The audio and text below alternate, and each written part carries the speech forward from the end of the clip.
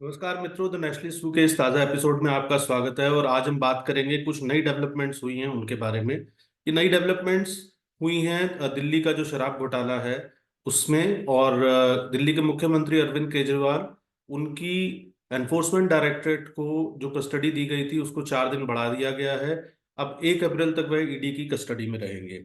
उन्हें 21 मार्च को ईडी ने गिरफ्तार किया था और 7 दिन की उन्हें कस्टडी मिली थी। ईडी की 7 दिन की कस्टडी में भेजा गया था और आज उन्हें दिल्ली की एक अदालत में पेश किया गया। राउज एवेन्यू कोर्ट कहा जाता है इसे, क्योंकि ये राउज एवेन्यू नामक सड़क पर है। और वहाँ उन्हें पेश किया गया और वहाँ उन्होंने अपनी दलील रखी कि उन्हें जबरदस्ती गिरफ्तार किया गया और उनका इस कांड में कोई हाथ नहीं है। लेकिन कोर्ट ने उनकी बात को नहीं माना और उन्होंने ईडी को यानी एनफोर्समेंट डायरेक्टरेट को उनकी 4 दिन की कस्टडी और दे दी है। इससे पहले अरविंद केजरीवाल 2 बार कुल मिलाकर कोर्ट का दरवाजा खटखटा चुके हैं कि उन्हें या तो प्रोटेक्शन दी जाए गिरफ्तारी से या उन्हें इंटरिम बेल दी जाए, लेकिन दोनों ही मामले में कोर्ट ने उनकी बात नहीं सुनी है। और अब जो परिस्थितियां बन रही हैं, हम ऐसा देख रहे हैं कि शायद आम आदमी पार्टी आने वाले दिनों के अंदर आप उसमें एक बहुत बड़ा जिसको आप कहते हैं कि टूट होते हुए देख सकते हैं। और ये आम आदमी पार्टी इसलिए टूट सकती है शायद क्योंकि अरविंद केजरीवाल अपनी इस जिद पर अड़े हुए हैं कि वह कस्टडी में होने के बावजूद किसी भी हालत में मुख्यमंत्री पद को नहीं छोड़ेंगे। तो जब हम ये बात कर रहे हैं कि पार्टी में, आम आदमी पार्टी में टूट होने जा रही है, तो इसके कुछ संकेत हैं। तो उन संकेतों को मैं आपके साथ साझा करूंगा। पहला बड़ा संकेत है कि आम आदमी पार्टी का पिछली लोकसभा के अंदर केवल एक सांसद चुना गया था, जालंधर से सुशील रिंकू। उन्होंने 27 मार्च को भारतीय जनता पार्टी को ज्वाइन कर लिया। इसके अलावा दूसरा संकेत यह है कि दिल्ली सरकार के 2 मंत्री ब्रीफिंग कर रहे हैं, आतिशी और सौरभ भारद्वाज। जो भी अरविंद केजरीवाल अदालत में कह रहे हैं या जो भी अरविंद केजरीवाल के मामले में चल रहा है उस मामले में दोनों मंत्री ब्रीफिंग कर रहे हैं। जबकि अमूमन होता यह है कि सरकार की तरफ से कोई एक व्यक्ति है जो ब्रीफिंग करता है, और एक्चुअली दो भी नहीं है, आप कह सकते हैं कि 3 लोग अब ब्रीफिंग कर रहे हैं। क्योंकि अरविंद केजरीवाल की पत्नी सुनीता केजरीवाल जी, वो भी अरविंद केजरीवाल के जो संदेश हैं वो बाकायदा एक उनकी वीडियो रिकॉर्डिंग्स जारी की जा रही हैं, और जहां पर वो ऐसा लगता है कि मानो मुख्यमंत्री की कुर्सी पर ही बैठी हैं। और वैसी ही पृष्ठभूमि है उसकी। एक तरफ भगत सिंह का चित्र लगा है, एक तरफ डॉक्टर अंबेडकर का चित्र पीछे बैकग्राउंड में लगा हुआ है। जैसा बैकग्राउंड मुख्यमंत्री के रूप में अरविंद केजरीवाल जब भी कोई वीडियो मैसेज दिया करते थे, वैसा बैकग्राउंड हमें दिख रहा है। और हम ये भी जानते हैं कि आम आदमी पार्टी में इस बात को लेकर चर्चा चल रही है, इस लेकर बात को लेकर काफी स्ट्रांग बज है कि अरविंद केजरीवाल शायद सुनीता केजरीवाल को मुख्यमंत्री के तौर पर देखना चाहते हैं, जबकि पार्टी के अंदर इस चीज की स्वीकार्यता नहीं है। और ईडी की कस्टडी अभी खत्म होगी 1 तारीख को, तो उम्मीद है कि ईडी शायद और कस्टडी मांगेगी। लेकिन अगर ईडी को वो कस्टडी और नहीं भी मिलती है तो सीबीआई एक और केस के साथ तैयार है, वो भी शराब घोटाले से ही जुड़ा हुआ है। तो सीबीआई उनकी कस्टडी मांगेगी।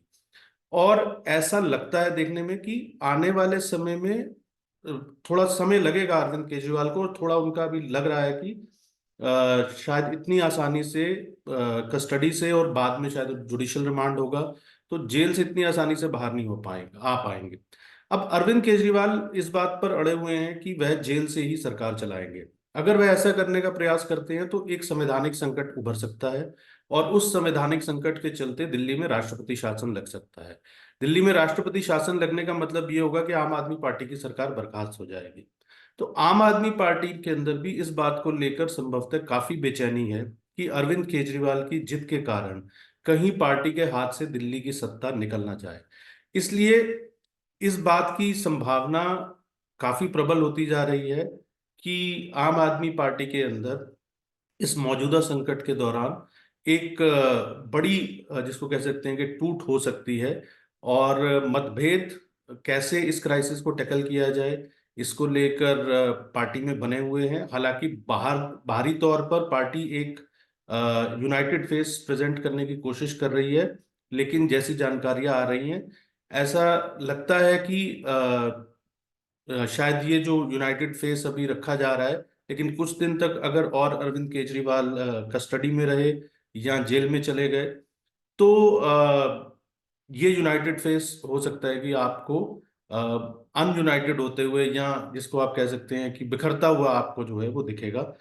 तो फिलहाल इस सारी स्थिति में सबसे जो दिक्कत वाली बात ये है वो है कि दिल्ली के लोग वो सफर कर रहे हैं, क्योंकि जब मुख्यमंत्री कस्टडी में हो और तो प्रशासन व्यवस्था का प्रभावित होना बड़ा स्वाभाविक है, क्योंकि जब आप कस्टडी में होते हैं तो आपसे बहुत सीमित संख्या में लोग मिल सकते हैं, आप उस तरीके से प्रशासन का कामकाज नहीं देख सकते, और खासकर जब आप मुख्यमंत्री जैसे पद पर हो।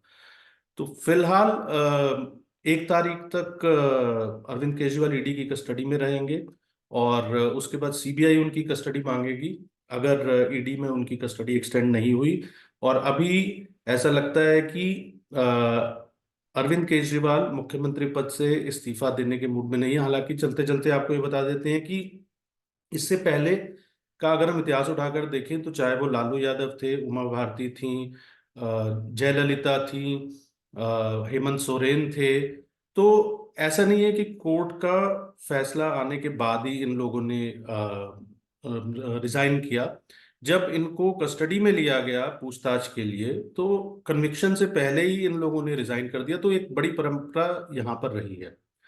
संवैधानिक दृष्टि से अगर देखें तो अरविंद केजरीवाल के ऊपर कोई कंपल्जन नहीं है टेक्निकली रिजाइन करने का, जब तक कोई भी एमएलए कन्विक्ट नहीं हो जाता है, जब तक उसके खिलाफ सजा नहीं सुना दी जाती है आपराधिक मामले में, तब तक वह अपने पद पर बना रह सकता है। लेकिन नैतिक दृष्टि से और जो संवैधानिक परंपराएं हैं उसके हिसाब से भी, और व्यवहारिक दृष्टि से भी, एक मुख्यमंत्री जैसे पद पर रहते हुए और अगर आप कस्टडी में हैं और उसके बाद आप जुडिशियल रिमांड में जेल में हैं, तो प्रशासन को चला पाना असंभव सी स्थिति है।